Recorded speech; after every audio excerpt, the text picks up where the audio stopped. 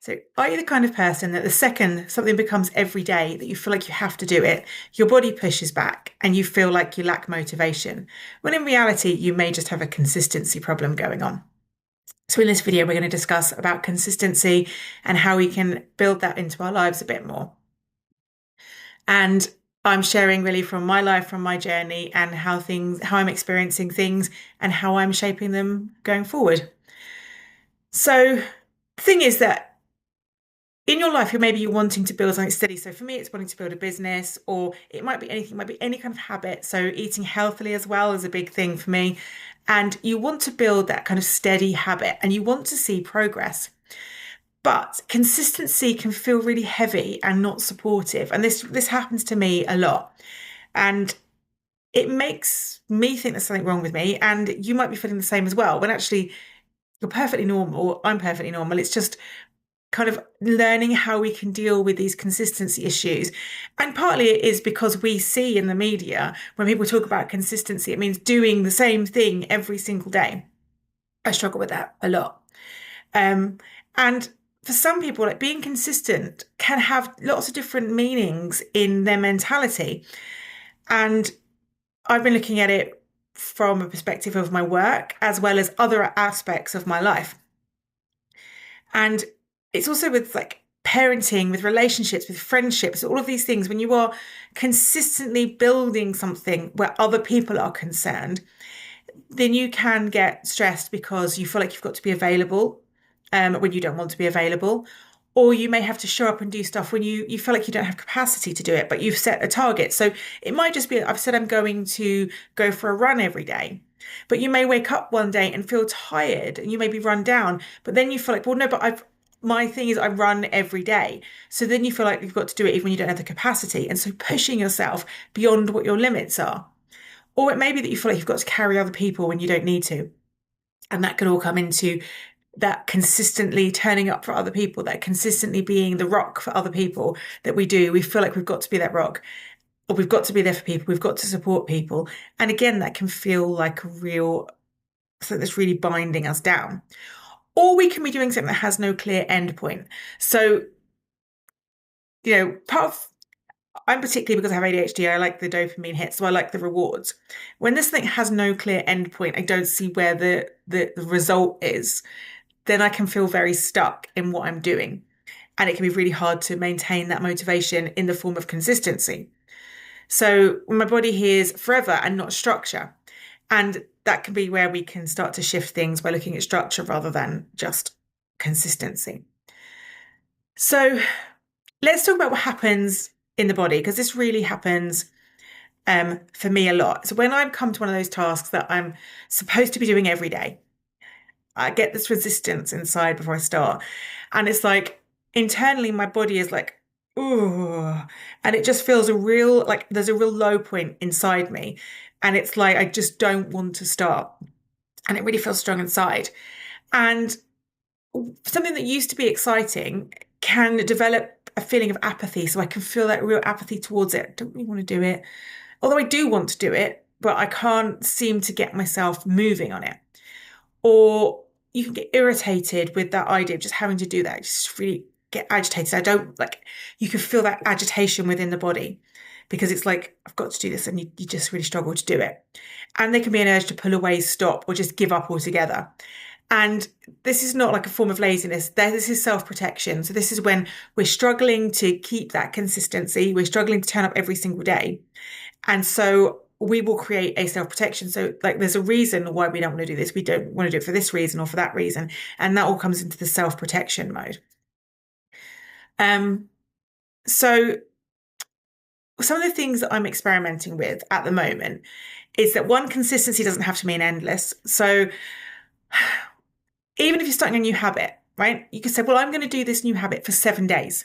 And at the end of the 7 days, I'm going to address whether I want to carry on or how I want to adjust it. So it doesn't have to mean I'm going to start this and for the rest of my life, I'm going to be doing this, right? Because that can be very, very daunting in and of itself. Because like, how am I going to carry this on forever? I recently did a challenge in another group. It was a 30-day challenge or 28 days. And I finished it. And then the person was like, well, okay, we're all going to just carry on and do the challenge again. And I just about managed to get my motivation up to start again. And then it was that we're going into round three. And I was like, if I go into round three, am I just going to do this forever? And it felt like this, not even though it was set in 28 days, because although it was done in 28 days, it was kind of now being pitched as this is an ongoing thing we're going to do forever. My brain was like, oh no, I'm not going to do this forever. So maybe I'm just going to stop. And so it's that kind of idea of, well, actually, I don't know that I'm going to do this forever, but I am going to do it for the next 7 days, or I'm going to do it for the next 30 days. And then I might stop, right? But that's what I'm going to do. I'm going to just give it a go.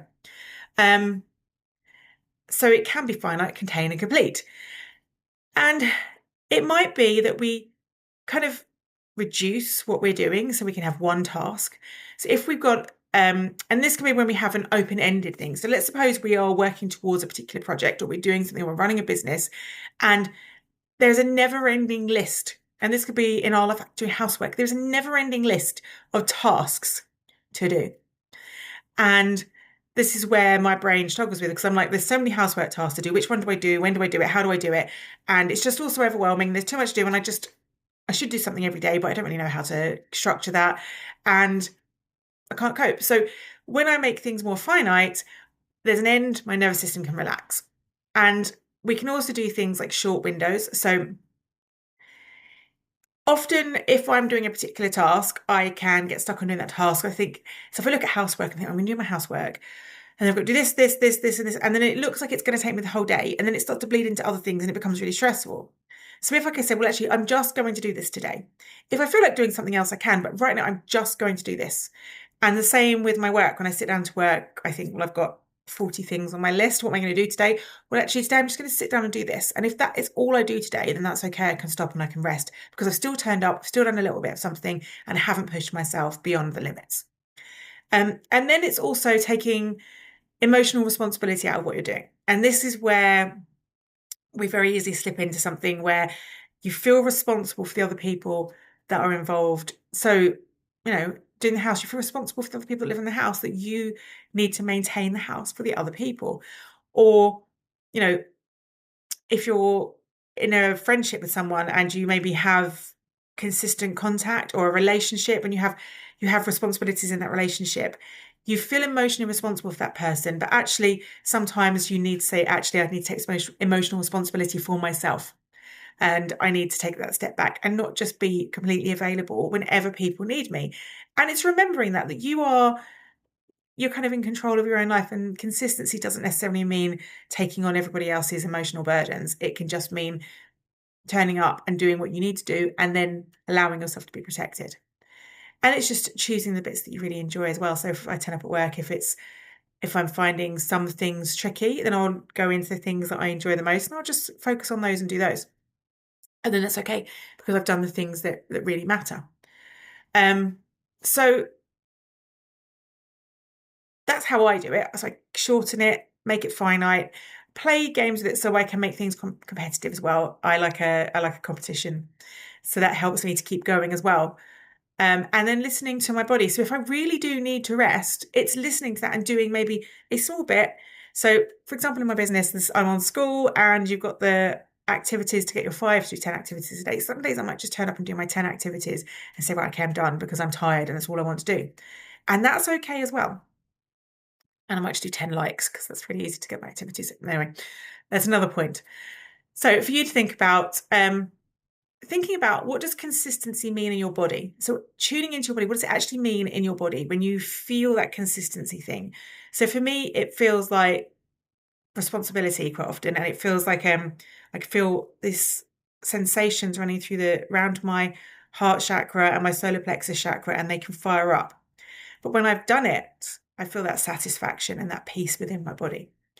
And so when you're feeling that consistency, it's tuning in and thinking, now you're knowing kind of what it means in your body, but does it feel supportive or demanding? So starting to feel that, do I feel like it's supporting me, or is it demanding of me? Am I feeling like it's an obligation?